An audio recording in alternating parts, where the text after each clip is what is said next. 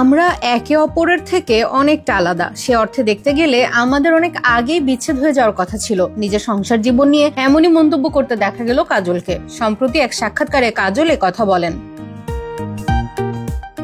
1999 সালের 24 ফেব্রুয়ারি অজয়ের সঙ্গে গাঁটছড়া বাঁধেন কাজল। অভিনেত্রী তখন ক্যারিয়ারের মধ্য গগনে ছিলেন। হঠাৎ বিয়ের সিদ্ধান্তে কাজলের বাবা সোম মুখোপাধ্যায় 4 দিন মেয়ের সঙ্গে কথা বলেননি। শেষমেশ পরিবারের উপস্থিতিতে ঘরোয়া আয়োজনে বিয়ে সারেন এই জুটি। তবে এই বলিউড দম্পতি সফলভাবে দাম্পত্য জীবনের প্রায় 25 বছর পার করেছেন। 2 ছেলে মেয়ে নিয়ে তাদের সুখের সংসার এখনো টিকে আছে।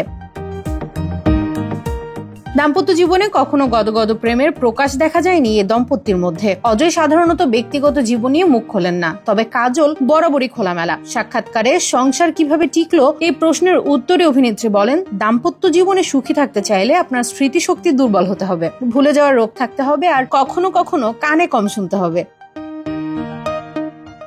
অভিনেত্রী মনে করেন সুখী দাম্পত্যের জন্য কিছু জিনিস ভুলে যাওয়া এবং ছেড়ে দেয়াই আসল রহস্য। কোনো কিছু আঁকড়ে ধরে রাখায় বিশ্বাসী নন তিনি। সেই কারণেই 25 বছরের দাম্পত্যে টিকে গিয়েছেন অজয় কাজল।